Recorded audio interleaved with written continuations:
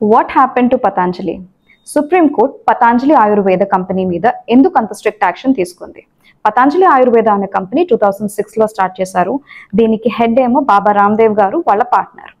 ఈ కంపెనీ వాళ్ళు cosmetic products, medicines, food products, ఇంకా చాలా ప్రోడక్ట్స్ మ్యానుఫ్యాక్చర్ చేసి మార్కెటింగ్ చేస్తున్నారు. మెడిసిన్స్ మ్యానుఫ్యాక్చరింగ్ వచ్చేటప్పటికి మెడిసిన్స్ రెండు రకాలు, ఒకటి అలోపతి, ఒకటి ఆయుర్వేదిక్, అంటే ఆయుష్ అన్నమాట. అలోపతి మెడిసిన్స్ అంటే మనకి ఎంబీబీఎస్ డాక్టర్స్ ప్రిస్క్రైబ్ చేసే మెడిసిన్స్ ని అలోపతి మెడిసిన్స్ అంటాం. నేచర్ క్యూర్ కానీ లేకపోతే ఆయుర్వేదిక్ మెడిసిన్స్ కానీ ఇంకా ఏం ట్రెడిషనల్ మెథడ్స్ యూజ్ చేసినా సరే we call them as Ayush. Ministry of Ayush లోకి వస్తుంది.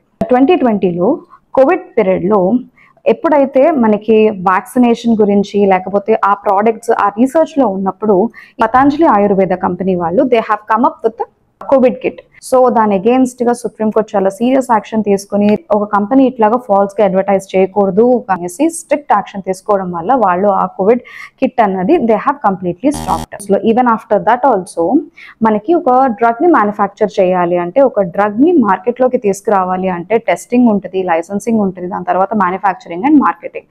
సో ఈ లైసెన్సింగ్ ఇచ్చేది ఎవరు అంటే స్టేట్ అథారిటీస్ ఇస్తారు లైసెన్సింగ్.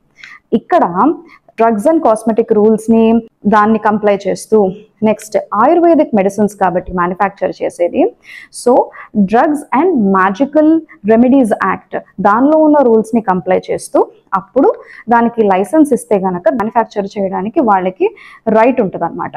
అయితే drugs and magical remedies act దానిలో అబ్జెక్షనబుల్ అడ్వర్టైజ్మెంట్స్, ఆ యాక్ట్ లో ఏంటంటే స్పెసిఫిక్ గా లిస్ట్ ఆఫ్ డిసీజెస్ అడ్వర్టైజ్ చేయకూడదు, ఇవి క్యూర్ అవుతాయి, ఆయుర్వేదిక్ మెడిసిన్స్ యూజ్ చేసి క్యూర్ చేస్తాము అని చెప్పి దేనిని అడ్వర్టైజ్ చేయకూడదు.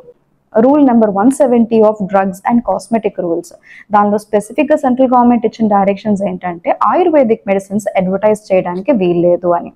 నెక్స్ట్ ఈ drugs and magic remedies objectionable advertisement act against గా కూడా వాటిని కూడా వైలేట్ చేసుకుంటూ, next advertisement authority of India rules ని వైలేట్ చేసుకుంటూ, central consumer authority of India వాళ్ళ రూల్స్ ని వైలేట్ చేస్తూ they have published advertisements regarding the list of diseases which is a prohibition under drugs and magical remedies objectionable advertisement act. అంటే permanent cure of diabetes అని, permanent cure of arthritis అని, permanent cure of BP అని, glaucoma అని చెప్పి ఒక list of diseases కి permanent cure of medicines అని public ని రాంగ్ గా మిస్లీడ్ చేస్తూ అడ్వర్టైజ్ చేస్తున్నారని, అండ్ ఇన్ ఫ్యాక్ట్ ఆ అడ్వర్టైజ్మెంట్స్ లో they are degrading the allopathy medicines అని ఇండియన్ మెడికల్ అసోసియేషన్ వాళ్ళు they have filed a petition before Supreme Court.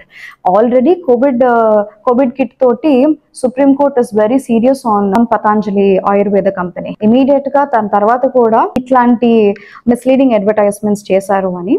So the supreme court was very serious and వాళ్ళు ఏదైతే ఆ list of diseases ఉన్నాయో వాళ్ళకి licensing లేకుండా వాళ్ళు మ్యానుఫ్యాక్చర్ చేయడానికి వీల్లేదు, మార్కెటింగ్ చేయడానికి వీల్లేదు, మనకి అడ్వర్టైజ్మెంట్స్ ఆల్రెడీ పబ్లిష్ అవుతున్నాయో అవన్నీ స్టాప్ చేసేయమని, నెక్స్ట్ అన్కండిషనల్ అపాలజీ ఇవ్వమని చెప్పి కంపెనీకి they have given directions and as per that directions they have given unconditional apology.